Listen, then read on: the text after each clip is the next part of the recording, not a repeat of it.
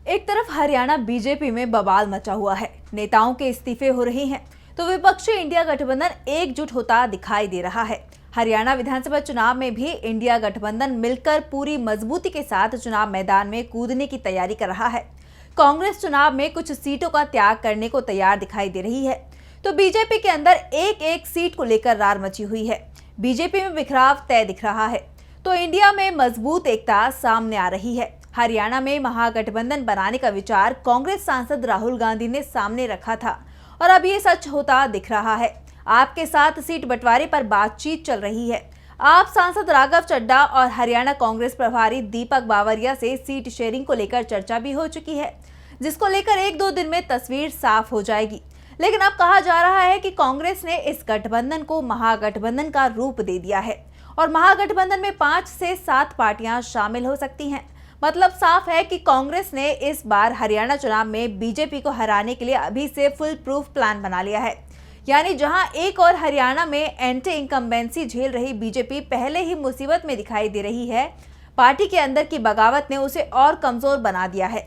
तो इस बीच कांग्रेस तमाम दलों को अपने साथ लाकर खुद को और मजबूत करने का काम कर रही है, जिससे बीजेपी के लिए हरियाणा में जीत पाना इस बार लगभग नामुमकिन सा लग रहा है। हरियाणा में कांग्रेस की इसी रणनीति पर हम करेंगे बात। नमस्कार, मैं हूं आंचल। तो शुरू करते हैं बात हरियाणा विधानसभा चुनाव में बीजेपी को हराने के लिए कांग्रेस के फुल प्रूफ प्लान की। हरियाणा का इतिहास रहा है, यहाँ कोई भी दल 10 साल से ज्यादा सत्ता में नहीं रहता है। अभी 10 साल से बीजेपी की सरकार चल रही है और उससे पहले 10 साल कांग्रेस की सरकार थी। कांग्रेस सत्ता में आती जाती रही है, लेकिन कभी भी 10 साल से ज्यादा शासन उसका नहीं रहा है। बीजेपी तो 2014 में पहली बार हरियाणा की सत्ता में आई थी। इससे पहले वो कभी आईएनएलडी तो कभी लोक दल से गठबंधन कर सत्ता में भागीदार रही, लेकिन उसकी सरकार पहली बार 2014 में ही बन पाई थी। अब 10 साल सत्ता में रहने के बाद राज्य में बीजेपी के खिलाफ जबरदस्त लहर दिखाई दे रही है। इस बात को खुद बीजेपी भी राज्य में भांप चुकी है। वहीं राज्य में एक के बाद एक बीजेपी को कई झटके लग रहे हैं, जिससे बीजेपी इन झटकों से सिवाय झटपटाने के और कुछ नहीं कर पा रही है। इसकी एक बानगी तब देखने को मिली जब बीजेपी ने हरियाणा चुनाव की तारीखों में बदलाव करने की मांग चुनाव आयोग से की और आयोग ने बीजेपी की इस मांग को मान भी लिया। लेकिन सबसे बड़ा सवाल ये है कि क्या चुनाव की तारीखों को टालकर बीजेपी अपनी हार को भी टाल पाएगी? देखा जाए तो राज्य में कांग्रेस और बाकी दलों से लड़ने से पहले बीजेपी को अपने अंदरूनी सिर फुटबल से भी निपटना पड़ रहा है।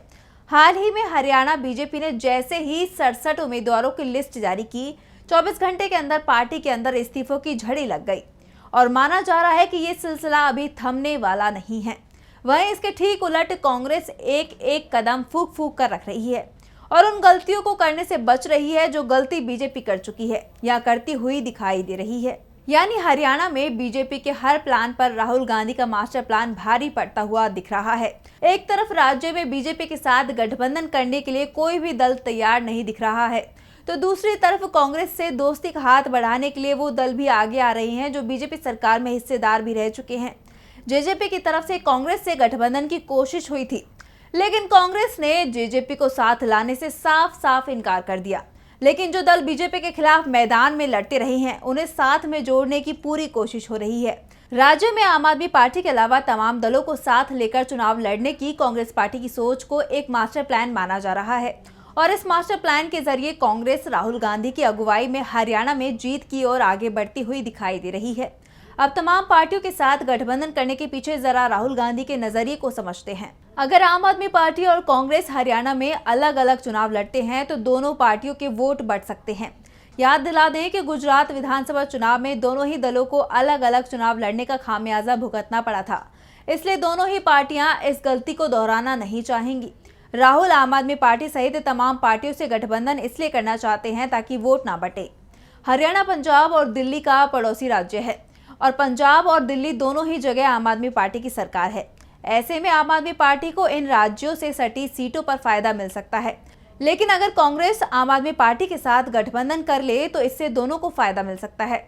और सबसे जरूरी बात यह है कि लोकसभा चुनाव के बाद से राहुल गांधी लगातार विपक्षी एकता को जिंदा और सक्रिय रखना चाहते हैं। इसलिए इस गठबंधन से राहुल ये जरूर दिखाना चाहेंगे कि विपक्ष अभी भी पूरी तरह से एकजुट है, क्योंकि इसी एकजुटता का फायदा इंडिया गठबंधन को लोकसभा चुनाव में भी मिला था। जहां एक तरफ आम आदमी पार्टी और कांग्रेस के बीच बातचीत जारी है, तो वहीं आपको बताते चलें कि पहले भी दोनों पार्टियों को गठबंधन का फायदा मिल चुका है और जहां जहां दोनों ने अलग अलग चुनाव लड़ा, वहां उनके वोट बट गए और हार का सामना करना पड़ा।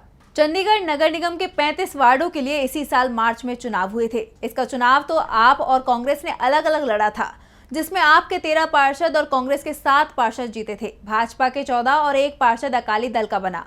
मेयर के लिए सबसे बड़ी पार्टी भाजपा बनी। हालांकि इंडिया गठबंधन के तहत आप और कांग्रेस ने मेयर चुनाव में गठबंधन कर लिया, जिसके बाद यहां आम आदमी पार्टी के कुलदीप कुमार मेयर चुने गए। देश भर में इंडिया गठबंधन के आपस में मिलकर लड़ने और भाजपा को हराने का ये पहला चुनाव था। चंडीगढ़ लोकसभा सीट पर 2014 और 2019 में आम आदमी पार्टी और कांग्रेस ने अलग अलग चुनाव लड़ा था। दोनों बार दोनों पार्टियों के उम्मीदवारों की हार हुई और भाजपा जीत गई थी।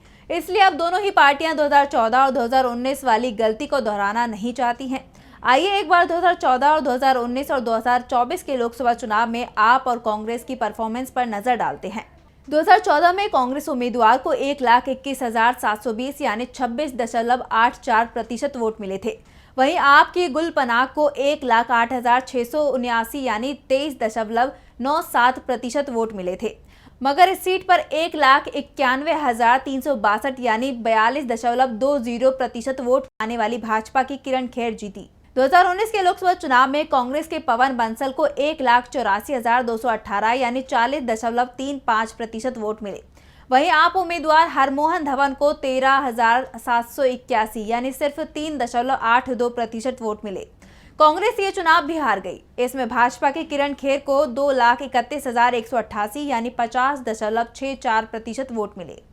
इसके बाद 2024 में आपने कांग्रेस को सपोर्ट किया, जिसमें कांग्रेस के मनीष तिवारी 2,16,657 यानी 48.22% वोट पाकर जीत गए।